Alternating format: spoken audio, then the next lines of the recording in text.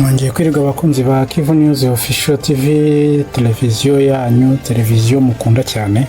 Uyu munsi tugiye kubagezaho kandi ni kuri uyu gicamunsi inkuru idasanzwe. Hari aka video kari gucicikana ku mbuga nkoranyambaga kagaragaza abayobozi ba AFC muri office neza, ubona ko wagira ngo bari muri cabinet y'igihugu. Ubona yuko rwose abayobozi baberewe no kuyobora Kongo. Aka video abantu benshi bagakunze cyane.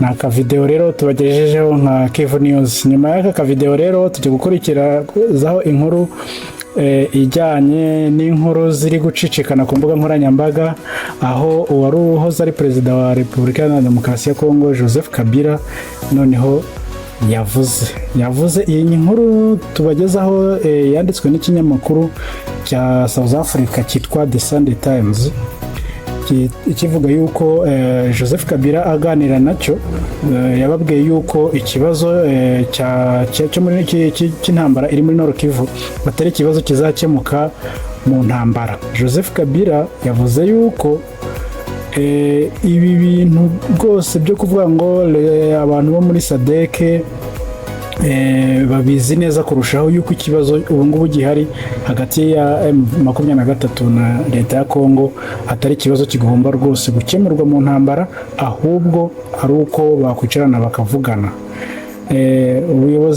Uyu perezida kandi Joseph Kabila menshi rero uyu muyobozi wahoze ari perezida wa Repubulika ya Demokarasi ya Kongo Joseph Kabila akomeje kuvuga kugira ngo tugende turebemo ay'ingenzi akora ku mutima yagerageje kuvuga.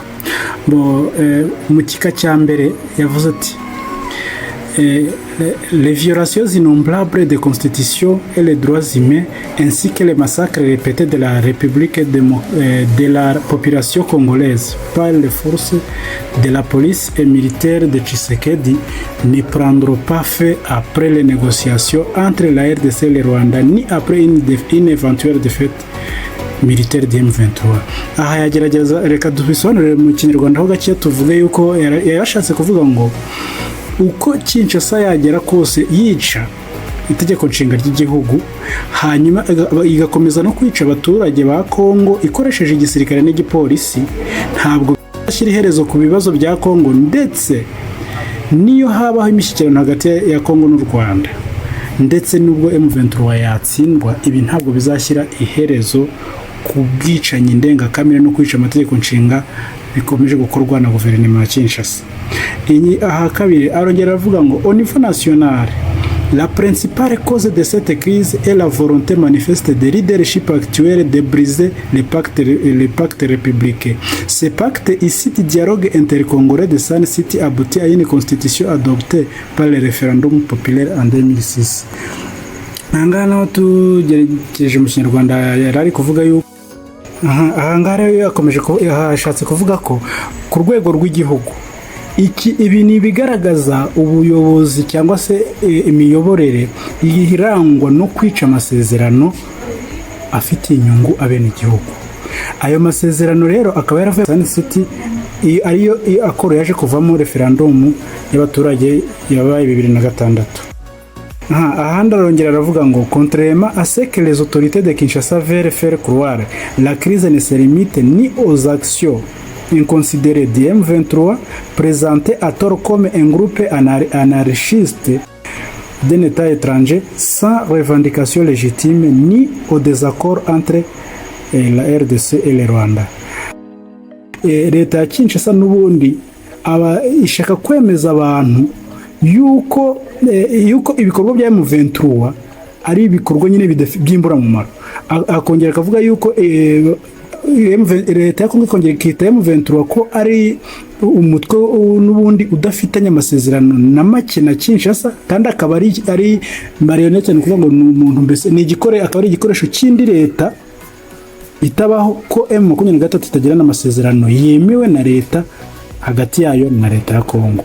Mu by'ukuri uyu mugabo akomeje kugaragaza uruhande rwe, yaramaze igihe kirekire yacecetse perezida Joseph Kabila atavuga, nta wamenye uruhande abogamiyemo, ariko aho M23 imaze gufatira umujyi wa Goma ndetse igafata na Sud Kivu, asa nkaho yavuye mu byo mbese yashyize ahagaragara uruhande abogamiyemo.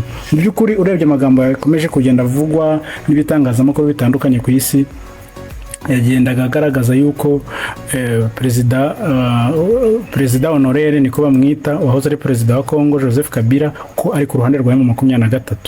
Rero nawe asa nkaho yahemukiwe na Gisegeti, akaba ari kubw'iyo mpamvu noneho ashize ahagaragara uruhande abogamiyemo. Ntabwo tuzi bizakurikira ku bijyanye n'iyi nkuru ya perezida ya Joseph Kabila, aho bizahera. Ese nawe aze muri Alliance Fleuve Congo nk'uko n'abandi bose turi kubona buri munsi Alliance Fleuve Congo hariya mu mujyi wa Goma uri kugenda bakira abantu benshi baje kwiyunga n'uyu mutwe. Ku rundi ruhande rero hari inkuru yakomeje kugenda igaragara y'imyigaragambyo yakozwe n'abaturage ba Goma ba societe civile, aho bagaragazaga akarengane gakomeje gukorerwa bene wabo bari Kinshasa bitwa abaswahilifone cyangwa se abantu bavuga igiswahili bo muri Este, bakomeza kubarega yuko nabara ba M23 cyangwa se ari abanyarwanda. Ibyo bintu bakaba batashoboye kubyihanganira, bakavuga bati reka dukore imyigaragambyo ndetse tubigaragarize tubigaragarize isi, imiryango mpuzamahanga, yuko leta ya Kinshasa ikomeza kwica abantu, Kinshasa ibahohotera, ibaziza uko baremye. Kandi ibyo bintu bikaba biri gukorwa n'abo bita abo mu bwoko bw'abaluba, ariwe bwoko perezida akomokamo. Mu by'ukuri ikaba iyi ntambara igiye kugaragara nk'intambara y'amoko kurusha uko yaba ari intambara ya politiki. Rero Gisegeti asa nkaho ariko yabigenje n'ubundi nk'uko ibitangazamakuru byinshi bigaragaza. Ubona yuko umugabo iyi ntambara ashaka kuyigira intambara y'amoko, kandi mu by'ukuri intambara ntabwo ari y'amoko, yari intambara ya politiki. Rero we yagize y'amoko ku mugaragaro, aho atangiye noneho aho kwica abatutsi ho bisa nkaho bigiye guhagarara, kuko M23 ibice byose byavuyemo abatutsi benshi muri Congo byamaze kwigarurirwa nayo, ubu rero bari mu mutekano. Ubwo ni ukuvuga ngo abitwa abaswahilifone bari Kinshasa cyangwa se abantu ba Este nibo batangiye guhohoterwa n'abari abantu bitwa ngo ni abaluba. Cyane hari amavideo menshi yagiye agaragara ku mbuga nkoranyambaga, hagaragara abantu bakubitwa bambikwa ubusa babahora yuko ngo bakomoka muri Este. Rero tuzajya dukomeza dukurikirana inkuru 5/5 kuri Kivu News. Ku zindi nkuru nanone twari twabateguriye uyu munsi, hakomeje kugaragara imodoka nyinshi za gisirikare zijya Beni, aho hari hamaze iminsi Twitter za Kainerugaba avuga yuko agiye gutabara abantu bo muri Ituri. Rero reka dutegereze ese azagerayo atabare. Hari video nyinshi zigaragaza ADF yica abantu ibamena imitwe mu buryo butari bwiza cyane nyine, ariko ubwo buriya tugiye kureba ko Uganda hari icyo iri bukore. Ariko gusa Twitter ya Muhoozi Kainerugaba iriho muri iyi minsi ivuga yuko nubwo binjiye muri Congo bataje kurwana na M23 ahubwo baje kurwana na ADF. Ubwo rero reka dutegereze turebe yuko ADF uriya mugabo uriya generali w'ingabo za Uganda azabasha kuzinetraliza cyangwa se kuzica intege, kuko zimereye nabi ubuzima bw'abaturage bo muri Beni na Ituri na Butembo, muri ibyo bice nyine byaho begereye. Rero turashoje, reka niyo makuru twe tubafitiye uyu munsi. Ubwo nahejo mu gitondo kora subscribe, kore share ndetse unatange na comment niba hari icyo wifuza, hari inkuru mwifuza twabakorera, tuzibakorera. Murakoze cyane. Rero yari Kivu News Official TV 5/5. Ciao ciao.